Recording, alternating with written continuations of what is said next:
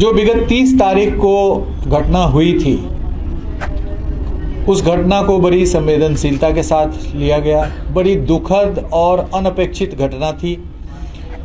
दो उम्मीदवारों के समर्थक विपरीत दिशा से क्रॉस कर रहे थे। गाड़ी को आर पार करने को लेकर के बकझक प्रारंभ हुआ और वह जो बकझक था वो अल्टीमेटली स्टोन पेल्टिंग में परिणत हुआ।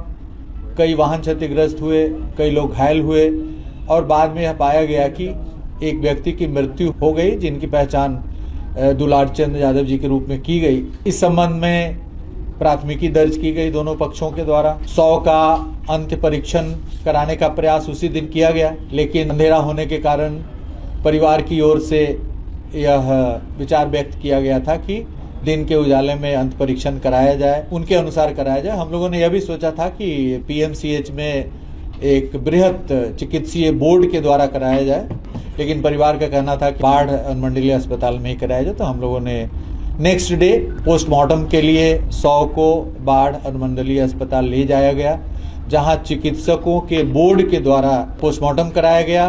उसकी पूरी वीडियोग्राफी कराई गई।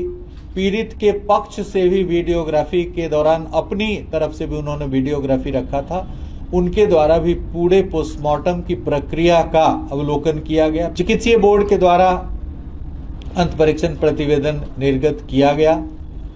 अंत परीक्षण बहुत ही महत्वपूर्ण इसमें था, क्योंकि ऐसा प्रतीत हो रहा था इंक्वेस्ट के दौरान कि पैर के एकदम निचले हिस्से में एक फायर आर्म का जख्म प्रतीत हो रहा था।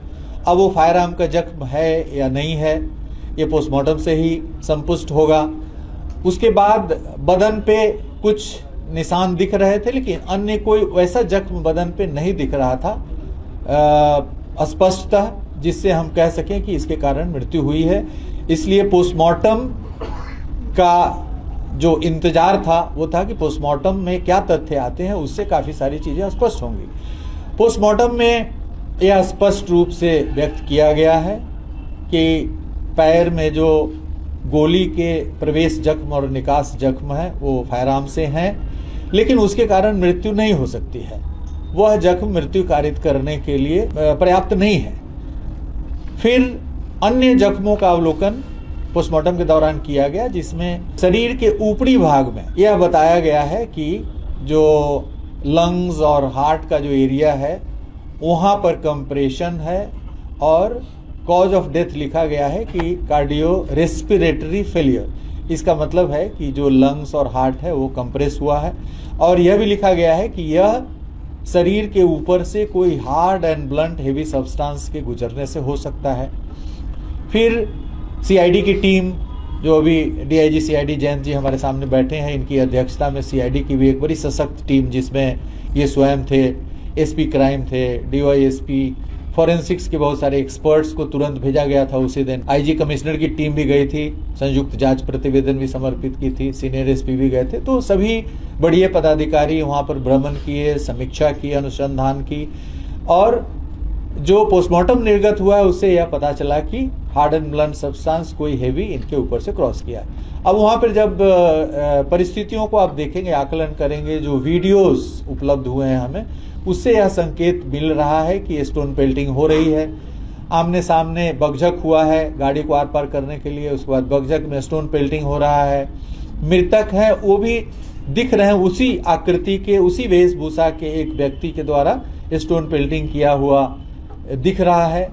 और गाड़ियां भाग रही हैं वहां से, घटनास्थल से निकलने का प्रयास कर रहे हैं। उस क्रम में शीशे टूटे हैं कई गाड़ियों के, कई व्यक्तियों को भी जख्म हुआ है, 10-12 लोगों को, जिसके इलाज के दौरान जख्म प्रतिवेदन निर्गत किया गया है। तो इन सभी परिस्थितियों को समेकित रूप से देखते हुए, पोस्टमार्टम रिपोर्ट, वीडियो विजुअल्स, ये सब देखते हुए ऐसा प्रतीत हुआ कि प्रथम दृष्टया इस कांड में इनकी हत्या हुई है। अब गोली कौन चलाया, कब चला, वाहन जिस तरह से बड़ी तेजी से वहां से भागने की कोशिश कर रहे हैं और पत्थर जो चला रहे हैं वो भी कभी तेजी से आगे बढ़ रहे हैं, गिरते पड़ते बढ़ रहे हैं। तो इस स्थिति में यह संभव है कि वाहन के द्वारा इन पर वाहन चढ़ा दिया गया है, वाहन चढ़ा है। अब वो इंटेंशनल है या भागने के क्रम में एक्सीडेंटल है, ये सब अनुसंधान का विषय है। भविष्य में अनुसंधान यह बताएगा कि इन पर जिस कारण से इनकी मृत्यु हुई है पोस्टमार्टम में जो स्पष्ट किया गया वह कारण इंटेंशनल है कि जानबूझ करके किसी ने इनके शरीर पे चढ़ाया है। जो गोली चली है वो चूंकि पैर में लगा है और अन्य किसी संवेदनशील हिस्से में नहीं है, वहां पर प्रत्यक्षदर्शी गवाहों की कमी नहीं है। आप देखेंगे वीडियोस में दिख रहा है कि दर्जनों दर्जनों लोग वहां पे प्रत्यक्षदर्शी साक्षी हैं। प्रत्यक्षदर्शी साक्षियों को चिन्हित किया जा रहा है, उनके बयान लिए जा रहे हैं। फोरेंसिक की टीम घटनास्थल का पुनर्सृजन कर रही है। तो इन सभी बिंदुओं पर जो संकेत हमें मिले हैं उसके आधार पे और घटनास्थल पे अभियुक्त हैं जो गिरफ्तार हुए हैं उम्मीदवार, उनकी उपस्थिति थी, उनके नेतृत्व में ही उनका पूरा दल आगे बढ़ रहा था। जन सुराज का दल भी सामने से जो वहाँ के उम्मीदवार हैं उनके नेतृत्व में आ रहा था। तो दोनों तरफ से कांड प्रतिकांड दर्ज किया गया है। दोनों ही कांडों में कार्रवाई होगी, क्योंकि जो दूसरा भी कांड है जिसमें काफ़ी क्षति हुई है, काफ़ी जख्मी हुए हैं और दिख रहा है कि स्टोन पेल्टिंग कर रहे हैं और स्पष्ट दिख रहा है कि वो कौन है, तो उस कांड में भी काफ़ी गंभीरता के साथ गिरफ्तारियां होंगी। अभी तक 80 से अधिक गिरफ्तारियां हुई है और अनुसंधान अभी जारी है। अभी इस चरण में स्पष्ट रूप से नहीं कहा जा सकता है, हर आयाम अभी स्पष्ट नहीं हुआ है। सभी आयामों को उद्घाटित किया जाएगा इस कांड के अनुसंधान के सिलसिले में।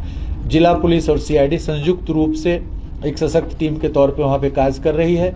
अभी हमारी प्राथमिकता है 6 तारीख को जो चुनाव है उसको संपन्न कराना। उसके बाद इस कांड में और भी जो अनुद्घाटित पहलू है उसको उद्घाटित किया जाएगा, साक्ष्य संकलित किए जाएंगे। हमारा एक और अनुरोध होगा जन सामान्य से कि इस घटना को लेकर के किसी भी प्रकार के जातीय विद्वेष या इस तरह के उन्माद की स्थिति ना क्रिएट करें। किसी भी प्रकार के बयान से बचें, क्योंकि सामाजिक समरसता कायम करना, शांतिपूर्ण माहौल में चुनाव संपन्न कराना प्रजातंत्र की एक बहुत बड़ी एक उपलब्धि होगी। और जो भी इसमें वहाँ पर उपस्थित हैं, जो व्यक्ति प्रत्यक्षदर्शी हैं, जिनके मोबाइल में या किसी अन्य डिवाइस में किसी भी प्रकार का साक्ष्य है, वीडियोज है, फोटोग्राफ्स है, उनके लिए हम लोग एक प्रेस विज्ञप्ति जारी करेंगे कि वो सीआईडी के एसपी और डीआईजी के यहाँ आ करके और निर्बाध रूप से अपना साक्ष्य यहाँ पे हम लोगों के समक्ष दें और पूरी साक्ष्य संगत कार्रवाई इस कांड में की जाएगी। किसी भी प्रकार के पक्षपात और किसी का कोई स्कोप नहीं। हम लोग शुरू से ही पूरा यह सुनिश्चित कर रहे हैं कि निष्पक्ष रूप से और साक्ष्य के आधार पर कार्रवाई हो। अभी जो गिरफ्तारी हुई है, चूंकि नेम्ड एक्यूज थे, वहां पर उपस्थित थे। का एक तरह से जो आप देख रहे हैं कि राइटिंग का मॉब था, तो राइटिंग मॉब में कौन आदमी क्या कर रहा है इसकी सामूहिक जिम्मेवारी होती है, कॉमन ऑब्जेक्ट होता है। तो वहां पर उपस्थिति थी, नेम्ड था और इलेक्शन कमीशन के द्वारा पल पल की सूचना ली जा रही है, स्थिति की जानकारी ली जा रही है। और इस घटना के संबंध में आपने देखा होगा कि 2 थानेदार सस्पेंड हुए हैं, एक डीएसपी निलंबित हुए हैं, एक डीएसपी का ट्रांसफर हुआ है, रूरल एसपी का ट्रांसफर हुआ है। तो इसको राज्य सरकार, पुलिस हेडक्वार्टर और चुनाव आयोग काफी गंभीरता से इस घटना को लिया है और अपेक्षा यह है कि शांतिपूर्ण ढंग से, निष्पक्ष ढंग से चुनाव हो और पुलिस निष्पक्ष ढंग से इस घटना की जांच कर रही है, सभी पहलुओं के पर जांच कर रही है और यह जांच जारी रहेगा। अन्य अभियुक्त हैं उनके विरुद्ध भी लगातार छापामारी की जा रही है, जो इसमें नेम्ड हैं और जो अननेम्ड भी हैं, जिनके बारे में जानकारी मिल रही है कि सिर्फ 5 आदमी को नेम किया गया है, दोनों तरफ से 5-5 व्यक्तियों को। लेकिन जो इस तरफ से भी केस हुआ उसमें 5 ही आदमी नहीं है, वो स्टोन पेल्टिंग में और क्षतिग्रस्त करने में सैकड़ों आदमी है। तो 5-5 आदमी पे कांड दर्ज किया गया है, जिसके खिलाफ एविडेंस आएगा किसी को नहीं बख्शा जाएगा और सभी की गिरफ्तारियां होगी, चाहे वो कोई भी हो। कानून को जिसने भी हाथ में लेने का प्रयास किया है और भविष्य में करेगा, उसको कानून बख्शेगी नहीं। आज न कल उनको कानून के शिकंजों में